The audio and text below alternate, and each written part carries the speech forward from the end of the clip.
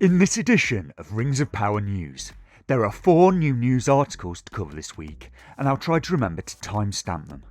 Number 1, The Rings of Power is going to have an all-female lineup of directors for Season 2. Number 2, The Rings of Power has been snubbed at the Golden Globes. Number 3, Pippin Boyd, who played Pippin in the Peter Jackson Lord of the Rings trilogy, came out to support The Rings of Power and damn it with faint praise. And number 4, the show has named 8 new cast members.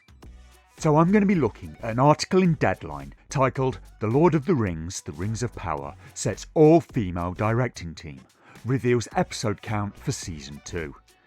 The upcoming second season of Amazon Studios' The Lord of the Rings, The Rings of Power, which is currently in production in the UK, will be directed by Charlotte Brandstrom, who is coming back after helming 2 episodes in Season 1, as well as Sanaa Hamri and Louise Hooper, who are new to the franchise. The announcement also indirectly confirmed that Season 2 will consist of the same number of episodes as Season 1, 8. In Season 1, Brandstrom was the only female director. In Season 2, she's leading an all-female directing team. Brandstrom, who directed episodes 106, Udun, which featured Season 1's big battle scene, and the Mount Doom's eruption, and 107, The Eye, which chronicled its aftermath, will be directing 4 episodes and will also serve as co-executive producer this season. She's taking over the lead director position from Wayne Shea Yip, who directed 4 episodes, including the finale, and co-executive produced Season 1. Yip and Brandstrom took over from J.A. Bayona, who directed the opening 2 episodes of the Fantasy Saga and also served as an executive producer. An all-female directing team. What's my problem with that, you may ask? My problem with it is that it's a major red flag for Season 2, as it shows that Amazon's emphasis is in completely the wrong place. It's like a nuclear power plant with a leaking reactor, and the management come out and say, "Don't worry, we have it all in hand. From now on, all of the middle managers will be women." The actual problem of the leaking reactor is still unsolved. And for the Rings of Power, the leaking reactor is the plot. Instead of fixing anything that needs to be fixed, their focus is elsewhere, and they're doubling down on the ideology that landed them in this mess in the first place.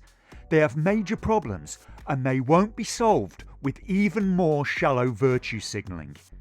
They've given a greater role to Charlotte Brandstrom, who directed what may be the worst 2 episodes of Season 1. Though in truth, it's hard to pick which the worst ones are. It's like trying to pick which is worst between one car that doesn't start and another car that runs for a mile then catches fire. The 2 new women they're bringing on as directors also seem to have less experience and in less prominent projects than the directors from Season 1, so if anything, the change seems likely to make the show even worse, and I fail to see how them being women is going to improve anything. And I can see it now when Season 2 gets a bad reception, and it probably will, because they seem to be making none of the changes that would be required to turn the ship around. They will accuse the fans of being sexist. That's assuming that anybody still remembers the show in 2 years' time when they release Season 2, because that seems to be another mistake. 2 years is way too long between seasons. On to the second bit of news. There was this article in Variety titled Golden Globes Snubs and Surprises. Harry Styles, Tom Cruise, Jennifer Lawrence, The Rings of Power and more. The Lord of the Rings, The Rings of Power is totally snubbed. When thinking how the HFPA arrived at the decision to completely ignore Amazon's lavishly appointed and stirringly performed adaptation of J.R.R. Tolkien's Middle-earth, one is inexplicably reminded of a certain Shania Twain hit. So you spent almost $1 billion to mount the most expensive TV series ever made, based on the globally beloved works of the pioneer in fantasy storytelling? That don't impress me much. But on the flip side, Ishmael Cruz Cordova, however, received the Breakthrough Award for television at the Critics' Choice Association's 2nd annual celebration of Latino cinema and television in Los Angeles, and God only knows how, he wasn't even in the 10 best actors in The Rings of Power. For the third bit of news, Pippin has made an appearance.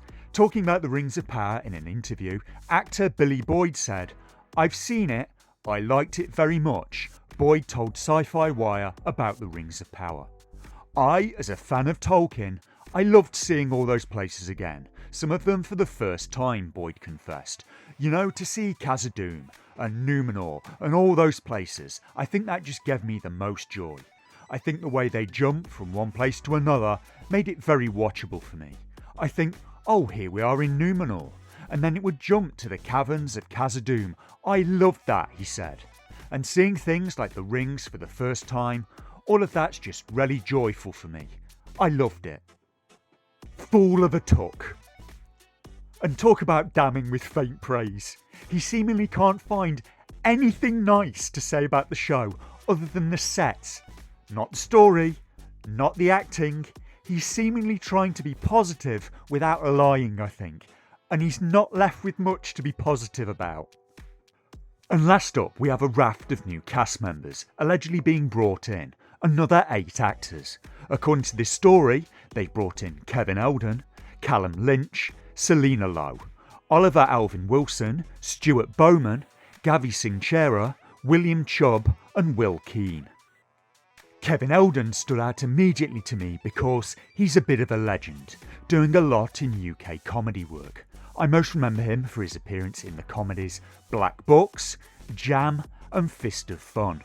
But he also appeared briefly in Game of Thrones on 2 separate occasions. He's a good pick.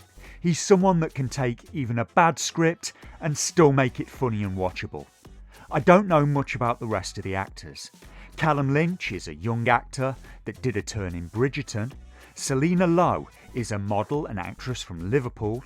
She also had a brief try at music and released a single called What You Want. She acted in the 2022 Hellraiser that I haven't watched yet, and a straight-to-video Scorpion King sequel in 2012. Stuart Bowman has been acting since 1992 in projects like The Bodyguard and Versailles. Oliver Alvin Wilson also seems to lack experience. He only has 6 listed TV productions before The Rings of Power, although he does seem to have done some stage work. Gavi Singh has not been in a lot either. A handful of small UK TV shows, 1 episode of Doctors, 1 episode of Vera. Not a lot. That pick could be very risky. William Chubb has been acting steadily since 1990, recently in things like Vampire Academy and Sandman. Will Keane has also bags of experience, acting since 1993 on projects like His Dark Materials and Sherlock. So a very mixed bag of actors. A lot I don't know much about. They have a lot of white male actors with decades of experience and a lot of very diverse younger actors with almost none. What could go wrong? But I did have a thought. If they're bringing Kevin Eldon in, maybe they should try and get some more shining lights of British comedy into their show. I have a theory that if they also got Rich Ayoade, Matt Berry and Bill Bailey and gave them some creative control between them, they could maybe even make the Rings of Power watchable. They're that good. Could you make me a cup of tea, please, Stephanie?